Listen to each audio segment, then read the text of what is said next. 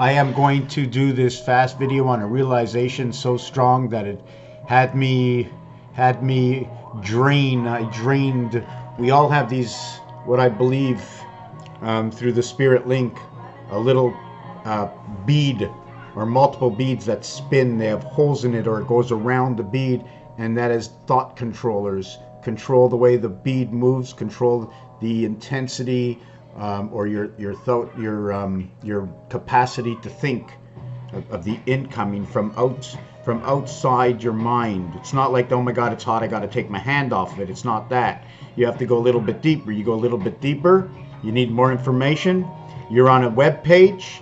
You don't get enough information on that web page. You go back onto the web. You search out another web page. The same thing with the human being. Anyways, to get to tell you what happened is, I took the torus, in which I just learned that the torus is just the dodecahedron keep turning into what it does, and it turns into this. So I wanted to know what happens if I slice the torus in half, but I can't use one line.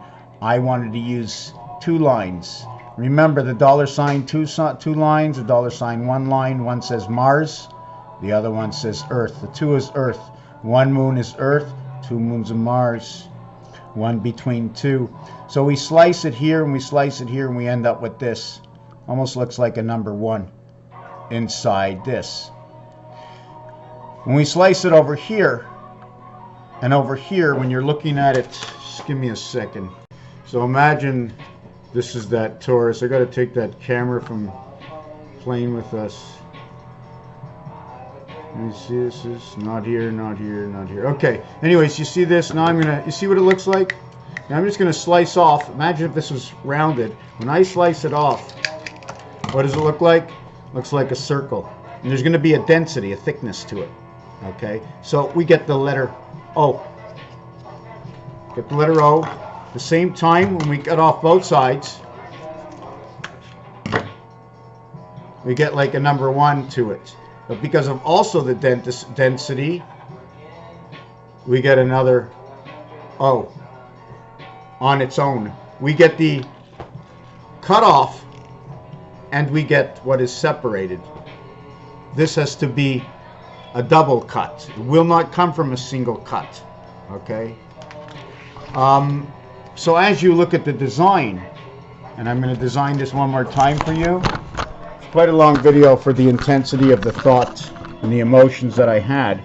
So we're going to create the torus, and anything like this is going to show you angle. It's going to show you angle. So we're going to complete this, and here's your donut. I'm going to do it a little bit differently. Maybe I can just put this camera down. Let me fix this up. Okay, so now what happened is I'm going to cut it. I'm going to cut it, splice it right here and right here, and in the splice I'm cutting it here and here and here and here. So I'm cutting between here and here, a straight slice, but I'm cutting between here and here. What happens between here and here? I end up with the H and the I inside. What happens over here? I end up with the O and the O. But if you take a look, it looks like it's going right through it. I'm not even sure if I can I shade that in? It's a little bit darker up here.